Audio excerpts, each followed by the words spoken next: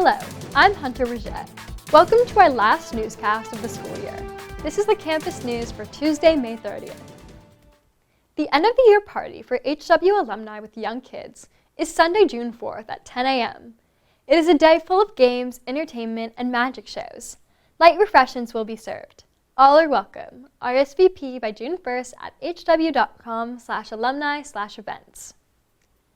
Earlier in May, a Los Angeles County Superior Court judge denied a legal challenge by Save Weddington, Inc., reaffirming the city's approval of the school's River Park environmental study. In the coming weeks and months, the city will conduct public meetings at which the River Park plans will be considered. Each member of the Harvard-Westlake community is invited to attend these meetings. If interested, reach out to the Director of Community and Public Affairs, Stacy Marble, at smarble@hw.com, or call her at 818-487-6601. Recently, Harvard-Westlake SLIDE, or Student Leaders for Inclusion, Diversity, and Equity, hosted their annual multicultural fair.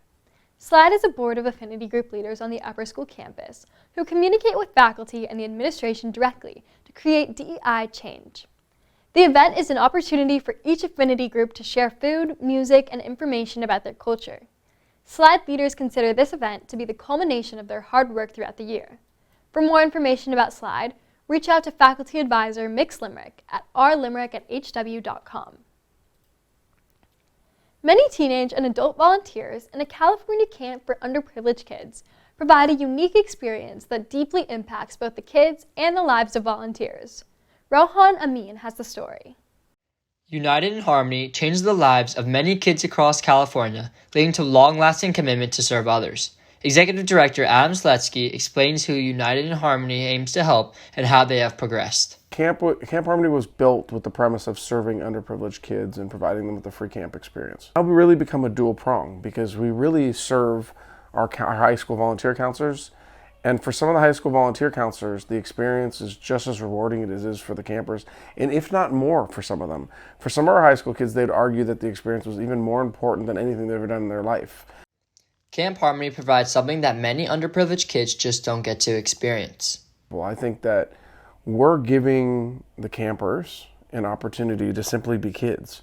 But for a lot of these kids, the opportunity to go swim in a pool and to go play sports and to sleep away and be with their friends for a couple nights is a very unique, wonderful opportunity. Camp Harmony allows these kids to be themselves and have an amazing experience by holding different camps and having events during the school year. Big camps is our summer camp. Winter camp is a condensed version, and winter camp arose out of the idea of how can we do more camp. And that's where we developed our leadership programs and our holiday party and our Thanksgiving event, where we're just trying to keep our counselors and our campers connected in a way that they do see each other once a month or have some kind of meaningful activity or communications. Administrators and counselors hope for the chance to communicate with their kids one more time and to relive their amazing memories. I think my favorite thing is just the community that you've built. And I think it's just these lifelong bonds, 17 years running now. I love singing songs. I think that that's like a really old school way to kind of connect with camp spirit. It's so fun and lively and brings the energy, and kids love it. Seeing the kids be themselves, and even though maybe throughout the week they were tired or they didn't really seem like they were having fun on the last day, they were all crying and saying how they were going to miss one another and how this was the best week of their life. Camp Harmony has impacted the lives of not only the campers, but the counselors and people part of the organization. To many, Camp Harmony means the world. It sets up for our family like a really nice foundation of who we are. That's what we do, and that's who we are. As far as for me, I don't know anything. I've never had a summer without it in 30 years, so I don't know any way without it. Happiness, community, a home away from home. It literally means everything to me. It has given me my career. It's given me my husband, because I met my husband at camp, and it's given me some of my lifelong friends. And I think most importantly, it's really given me a lens in which to view the world and to be very grateful. Gives you a new perspective on life. The more I go, and because I love it so much and because it means so much to me, it's like it just kind of has become a big part of my life. Camp Harmony has created so many happy memories and impacted many lives. All of Camp Harmony's campers, counselors, and administrators will be counting down the days until they can see each other again. Camp Harmony is the place to be, a place for you, a place for me, so sing along, and I think you'll see.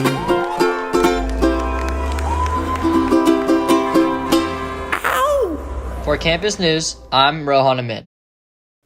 Vox Populi, the school yearbook, is scheduled to arrive in time for distribution on June 1st. Seniors will pick up their yearbooks on the quad starting at 2:30. Sophomores and juniors can pick up their yearbook at 3 p.m. At the middle school on June 1st, distribution is outside the 9th grade dean's office starting period 9. Both locations will continue distribution all day on June 2nd. The idea of a way for children on the spectrum to enjoy a sports camping experience like others takes imagination and a person like Richard Sperling to say, why don't we give tennis a try? Reporter Grace Coleman has details. Acing Autism is a nonprofit where teenagers teach tennis to children on the spectrum. Through the Growth Fits programs and lasting impact on its participants, Acing Autism is celebrating its 15th year. Richard Sperling is the CEO and founder and explains the origin of this organization and his inspiration behind it. Just weren't that many opportunities for play-based programs, recreational opportunities for kids with autism. And so then we just thought, well, why don't we, see if tennis could be a fit. Launched a program that went really well and was very successful, and realized that there were so many benefits. Sperling adds that the growth in both size and number of the programs was rapid and shocking, thanking those who contributed in supporting the organization. Very quickly grew. I think we doubled in size within 2 or 3 weeks. And then we added another site. There was a huge demand there. There was a big void. People in the tennis space were willing to give back and wanted to help, and were getting something out of it. Social media director and program organization head, Mylene Martin, had her own reasons for joining. Their mission really spoke to me.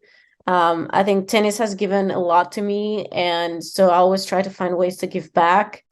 Martin shares that one of the driving forces behind spreading this brand was the social media marketing. The program directors or volunteers provide me with names of parents I can talk to and things like that, and I think that has really helped show what our program does and how it positively affect, the different people in our community. For those considering becoming a part of the Acing Autism family, but are nervous about either lack of tennis or teaching skills, Sperling promises that there is guidance and support for the volunteers through every step. We train the volunteers and show them, how to hold a racket and how to hit a volley and how to hit a ground stroke. So it's definitely useful to have those skills, but you don't have to have them. And number one goal is for the child to have fun. So engaging with them, being positive, being outgoing, bringing positive energy, all those things go a very long way.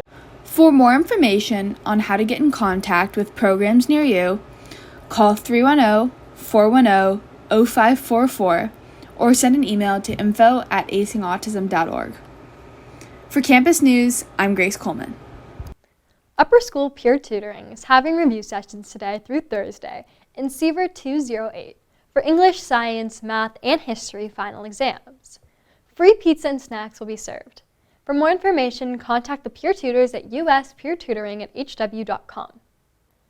Final exams are taking place at the Upper School from Friday, June 2nd through Wednesday, June 7th. Please check your email inbox for more information about exam start times and testing locations. As the end of the school year approaches, many seniors are preparing to close out their high school careers at Harvard Westlake, or have they already? Reporter Erin Milburn has details. I just think it's a kind of distasteful term, and I've never liked it. Senioritis is the term she is referring to. Many high schoolers wrapping up their senior year feel an excitement as they anticipate their upcoming graduation. However, it is usually met with a decrease in motivation to complete their academic responsibilities. Symptoms may include increased tardiness, absences, lower grades, procrastination, and a general lack of interest in a particular class. Upper School Dean Chris Jones says many seniors start to feel this way after college decisions come out. This can range from late December all the way to early April. And I think so many of our students apply somewhere early, whether it's early decision, early action, and a decent number of our kids wind up getting in somewhere. And once they get in somewhere, naturally the foot starts to come off the pedal a bit. Despite its medical sounding name, senioritis is not a real medical condition. Rather, it is commonly used in a joking manner.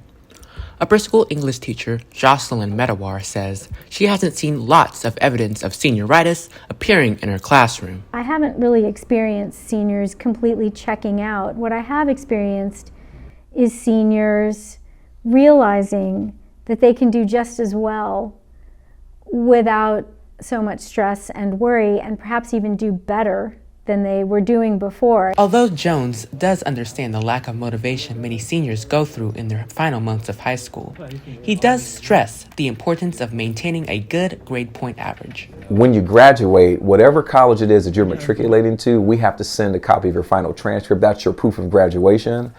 And if that final transcript looks very different from the kid that they thought they were admitting, that could be an issue for students. Senior Kainalu Fauché says, despite experiencing senioritis now, he remembers having to balance school with being a team captain on the varsity football team earlier during the fall semester. So it was like a pretty big weight on my shoulders, you know. We had a super small team, and from there it's kind of not necessarily gone downhill in terms of how challenging it's been, but I look back on that and I'm going to miss it a lot when I'm at school next year. Fauché also believes although his high school football career has ended, his work ethic in the classroom has remained intact. You know, there's a standard at Harvard Westlake, and everyone feels that, no matter, you know, what time of year it is, or like whether or not it's a time to try or not, but everyone holds each other to a certain standard, and I think I have that inside of me anyway.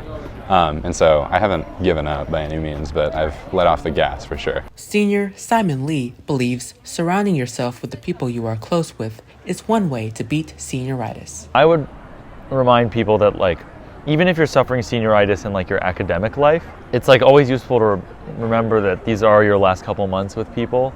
So even if you don't want to go to math class, even if you don't want to go to English, like, take the time to be with friends and cherish those last memories. Let yourself be a senior in high school. Enjoy your friends. This combination of human beings, this senior class will never, ever all be together again in the same space. Jones says a little senioritis in the few months leading up to high school graduation isn't a bad thing because it allows seniors to decompress before transitioning into college. We know who you are, we know your capabilities, you're not disappointing us in that way.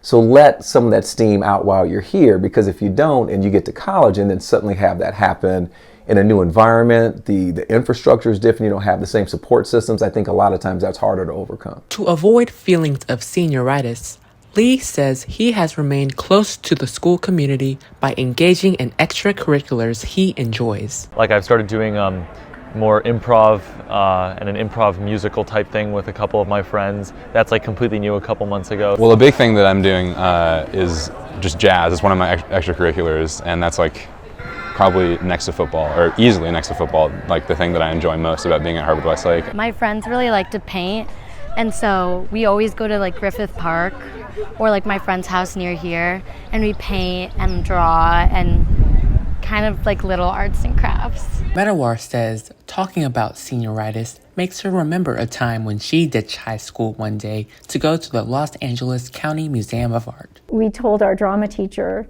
that we were leaving, and he asked us where we were going, and we said we were going to LACMA with sandwiches and having a picnic.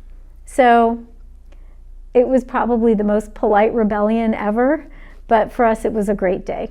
Hats off to all of our seniors graduating this year.